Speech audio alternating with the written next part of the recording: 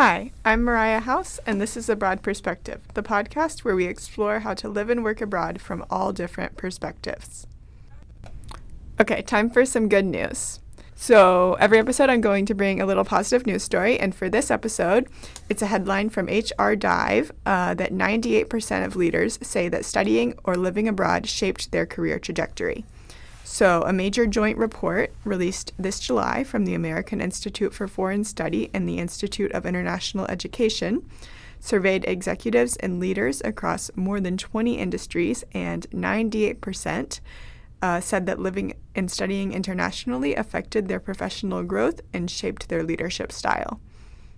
And 96% said it broadened their mindset and improved their cross-cultural communication skills, and 78% found that navigating a foreign environment helped them develop a global systems-level perspective, improve adaptability, and strategic thinking skills. So all of this sounds pretty obvious, but one of my biggest takeaways was a quote from Brittany Hardy, who's the monetized policy lead at Google. And she said, "International experience is a fundamental necessity for success in the tech industry." And she went on to talk about how having these cultural exchange experiences helps applicants be better equipped to anticipate how policies might land in different markets, which ensures that products are safe and relevant for everyone. And really what I took away from this is that these big global companies that we would all probably like to work for, like Google, are looking for people who have done cultural exchanges. They value that on your resume, and it's even almost a requirement. And that's pretty cool.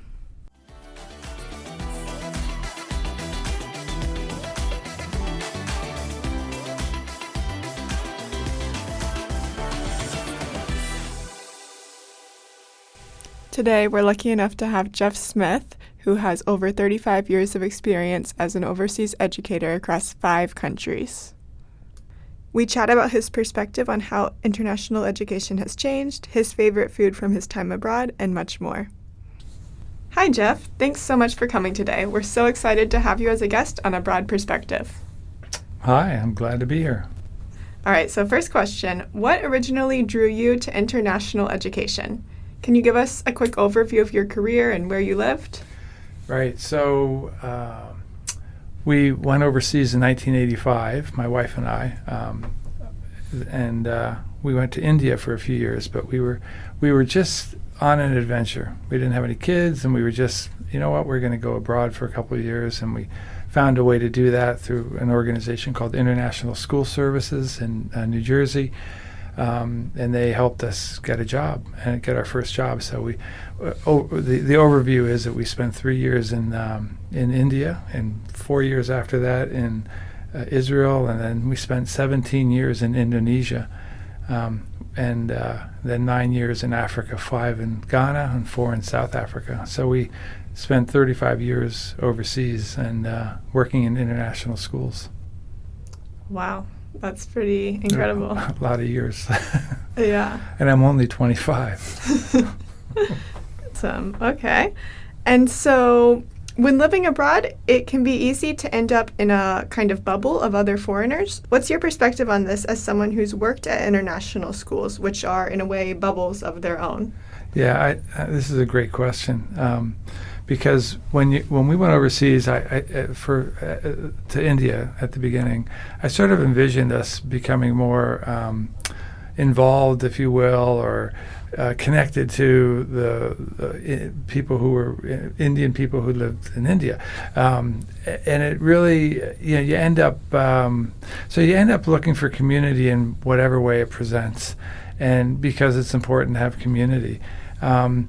And a lot of you end up, well, we ended up with good friends who were also expatriates or part of the schools that we worked in. And that pretty much was the case in most of our years overseas. We were, we ended up with our friendships and our relationships to be the people who we worked most closely with. But you want to have those, you want to try to make those connections with outside people. And and the place where we came the closest to that, to establishing friends who were not part of our community, was in Israel, where we developed some close friendships that were not related to our work, and then in South Africa as well to a degree. But you know, it is what it is. You just. It's sometimes once you get in the throes of working and the schedules of working, you just sort of you fall into other kinds of bubbles. Yeah, awesome. Yeah, that makes a lot of sense. Do you think the language barrier factors into that? I definitely think language and cultural stuff. I mean, for sure, yeah. I mean, even though everybody in Israel just about speaks English, and so you could communicate there, and similarly to a degree in South Africa. But yeah, it's language and cultural stuff. I mean, the people who were the most successful with that were people who had work that was, working for NGOs or organizations that put them in touch with the local community more, and they could establish bonds there. But not so much in the work that I did in international schools. We were definitely a bubble. Yeah, that makes sense.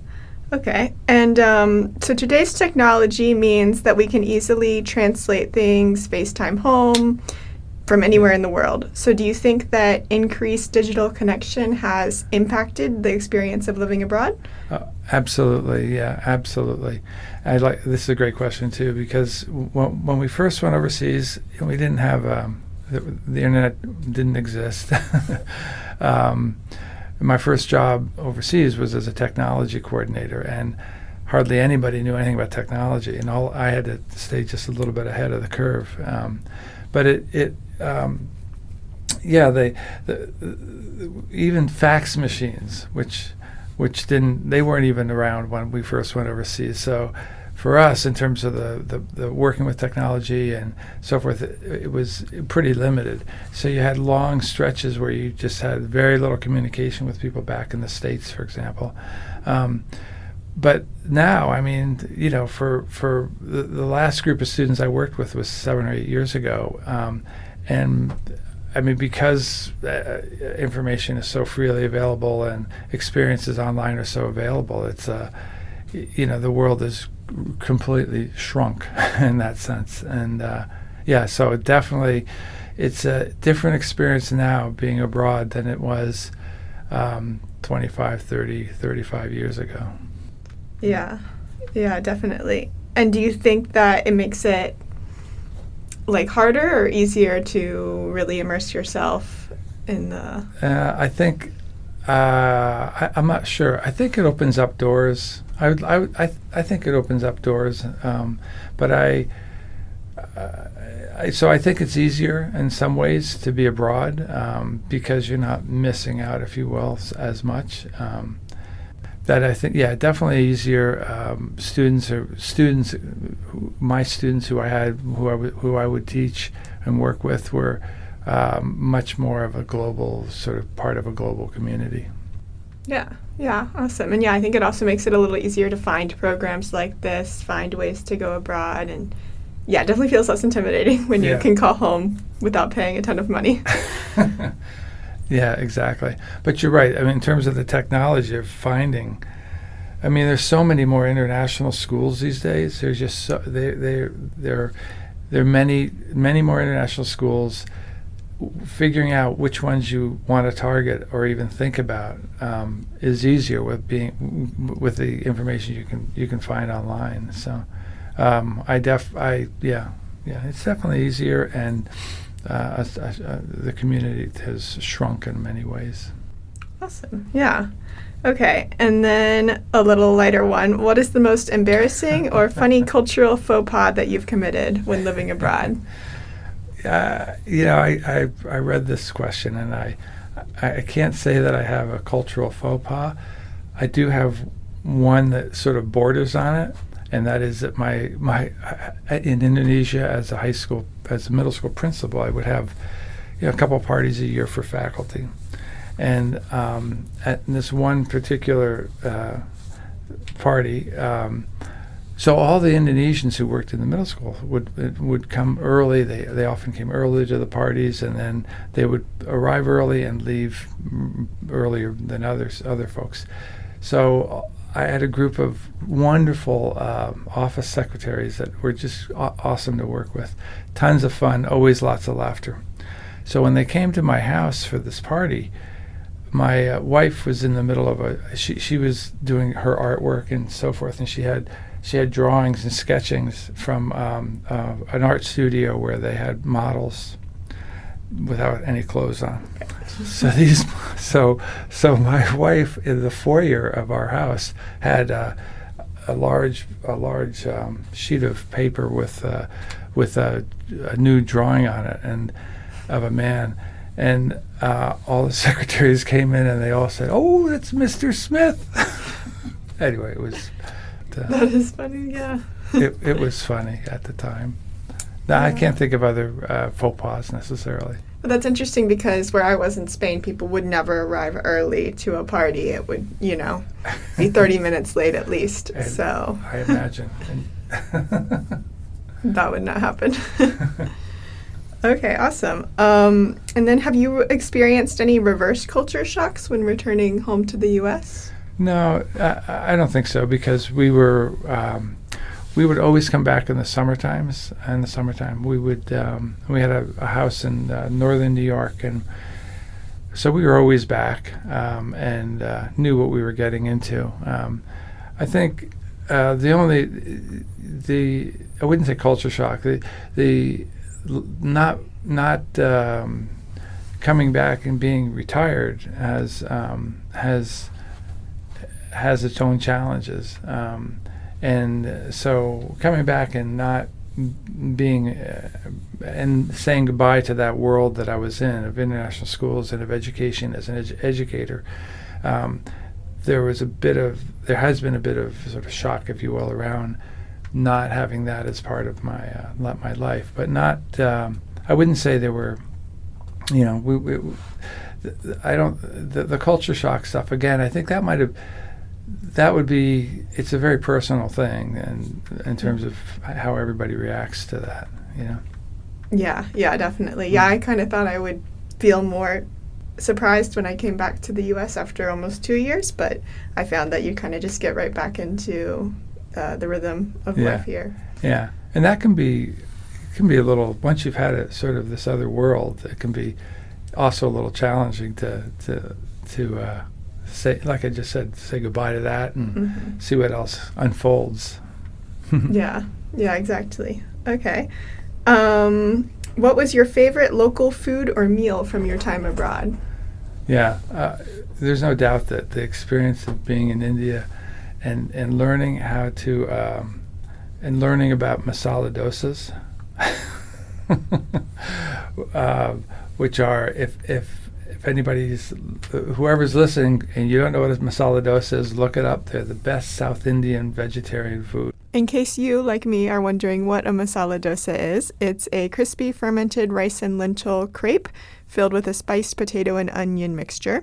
And it's a popular breakfast item, typically served hot with accompaniments like coconut chutney and sambar, which is a kind of lentil stew. So we would find, I learned how to eat those in India, and I can tell you the moment when I learned that a teacher friend who was Indian and her husband took us out for masala dosas for lunch at the Ambassador Hotel in New Delhi, and we always found places in South Africa and in Ghana to eat masala dosas.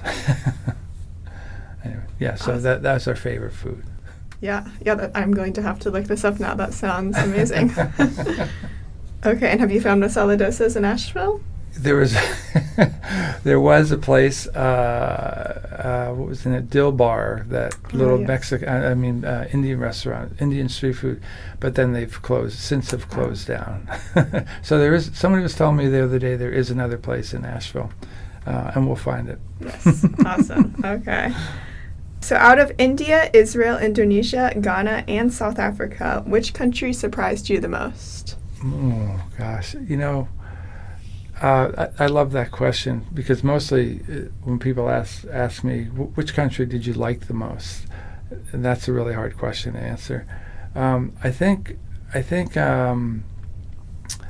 Well, I'm surprised that we spent as long as we did in Indonesia. That was a surprise. I was surprised in a way by how. I guess when I think about India,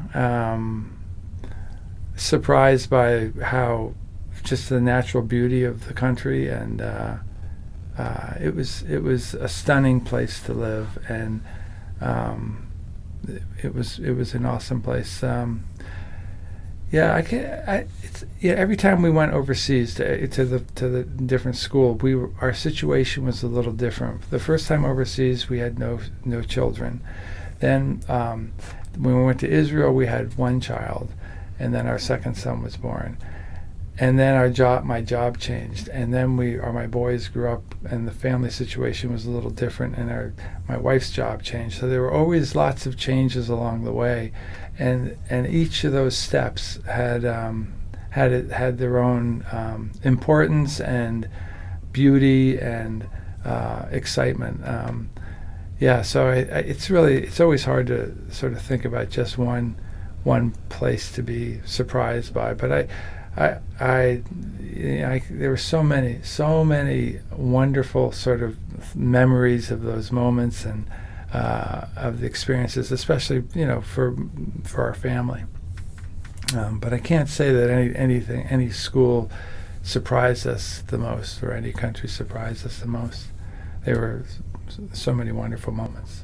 Yeah, I imagine it's hard to choose. Everything is different in its own way. Yeah. Yeah.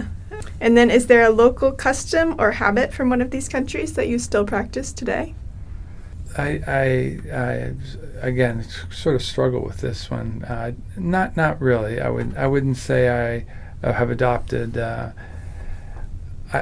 would say that I learned a lot from Indonesia. In all those 17 years, I learned a lot about sort of Southeast Asia and the being humble and there's a lot of Indonesians are sort of a passive. There are many things that are passive about Indonesia, and I think it helps me walk a little bit more gently as I move through the world. Indonesians are a gentle sort of society in many ways, at least on the surface. Really different than sort of the chaos of Ghana or the chaos of India. There's its own chaos in Indonesia, but it's also got a huge. Southeast Asia is more unique, I think, than maybe not more unique, but it is unique relative to Europe or relative to Africa or South Asia. Southeast Asia, in particular, Indonesia and Malaysia and so forth, Thailand, are definitely unique. What was the biggest challenge that your students faced growing up abroad? Students were challenged by many were challenged by being in an expat world and having to learn how to navigate this other world that they were living in. So their own home cultures, if you will. My work with kids and my students, they were. We always had significant service programs, and they were challenged by tasks that they had to perform in the Indonesian community or in the Ghanaian community, and we would be really, when we pushed service programs in service learning, we would kids would have. They would have some struggles with managing themselves in that external community, and they some would be completely immersed. They love to be immersed in that kind of work, and others really struggled at times to participate and be part of a service program. And service programs were important in all the schools we worked in. Was it difficult to keep teachers from burning out or getting homesick? I saw this question. I like this one too. One of the things about being an administrator in an international school was that like a teacher would come into your office sometimes and close the door, and what's the issue? And you ended up having to hold a lot of hands at different times of the different points in the year. They would. It wasn't not necessarily homesick, but there would be challenges that they would face. So one of the significant challenges for a lot of overseas educators was having aging parents who were abroad. I mean, who were back in their home country or whatever. Mm-hmm. Those brought challenges, and whether it was out of being homesick or whether it was about just being unhappy as an individual, there were plenty of times when you had to help nurture people through a difficult moment, and whatever that was from, whether they were the burnout situation as an educator, as a teacher, as an administrator. The work was so good that you didn't. People really liked the work, so you didn't have a lot of burned out teachers, which is great. I mean, and is a little bit different, I would say, than the conditions for working were great. They really were in all the schools we worked in. So the teaching piece you didn't burn out from. Homesick or unhappiness, you had to help manage. Yeah. Okay, and if someone is on the fence about moving abroad or doing a cultural exchange, what would you tell them?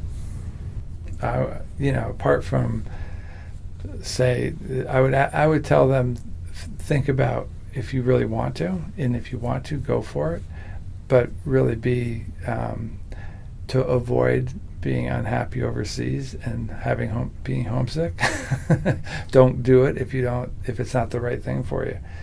But there are so many opportunities out there right now to go abroad, and living abroad is special, can be really special, and I think that you captured it and it's something I think that you shared at the beginning of the podcast, right? You shared the statistic about hiring and so forth. It was about Google, right? Mm-hmm. They look for people who've been abroad.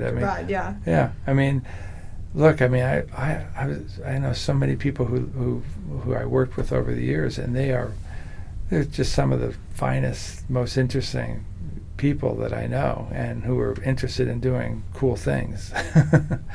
So I would say, go for it, but also don't be shy about it. Be honest with yourself, but it's a great world. It's a big world out there to explore. Yeah, for sure. And that was one of the reasons I actually decided to go abroad, is I thought every time that I hear someone has lived abroad, I think, oh, that's so cool. What a cool person. And so I thought I need to do it because and the experience that you had, it contrasting your experience and the experience that I had as an educator too, really different ways of being abroad. But you had such an immersive experience. It almost, like, in some ways, I don't think sometimes my experience, as many years as I had abroad, wasn't as immersive in a way as yours, which I totally respect. I think it's a really cool way to go overseas. Thank you. Yeah, and it's interesting to think about how different ways of being abroad will impact your experience as well. Because I think sometimes people think, well, you're abroad and that's, you're going to be there, you're going to experience it. But it's interesting to think about what you'll be doing and Yeah. Yeah, exactly. Okay, and then how has living and working all over the world impacted how you enjoy retirement today? Yeah, I was well prepared for retirement for many reasons. But what I would say is that, 35 years abroad, a bunch of schools, and a bunch of roles, I never stopped wanting to learn as an educator. And I learned that over the years as an educator. And coming to Asheville was sort of, look, where should we, looking at a map and saying, where do we want to go live? And we chose to come to Asheville because it ticked all these boxes of things we like to do, whether it's about biking or running or whatever. And having been abroad and experiencing all sorts of things, like this was just another sort of adventure and a learning adventure. So it's been really, frankly, pretty easy, easier than I expected. Yeah, definitely. I learned a lot overseas about how to enjoy a place, and this has been a great choice to come and move to Asheville. Awesome. Yeah. Well, yeah, thank you so much. Is there anything else you'd want to add? Yeah, I would only say that there are multiple organizations that to go through in order to try to get a job overseas. Mm-hmm. I also would say, and one of those is International School Services in New Jersey. Another is Search Associates. Those are two organizations which help people get jobs overseas, and they run job fairs all around the world, and in Boston and New York and Atlanta, and they help. That's the connection to make to get a job overseas, or it's one way to do it, to work in international schools. And the only other thing about international education I would say is there are so many international schools now, and some of them you want to avoid, especially the ones that are owner-operated, proprietary schools. So you have to choose wisely, really. But there are tons of opportunities out there right now for being abroad. Awesome. So yeah, that's good to know. Definitely do your research. Yeah, definitely do your research. That's because, like I said, there's a whole range of quality of schools. Mm-hmm. And so owner-operated would be in contrast to... like literally an owner-operated school there's somebody here who's making money from all the tuition payments, and the only way to make money is to pay teachers less. So there's that.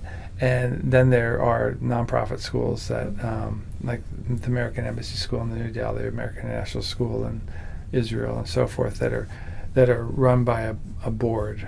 Okay. So there's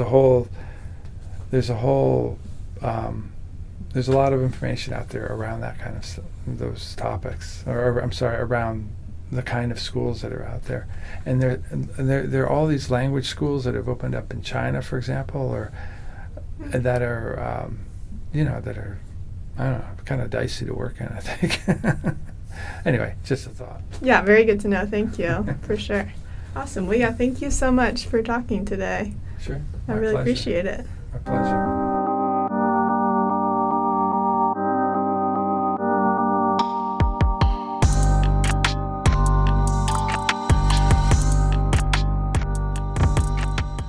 The exchange of the episode.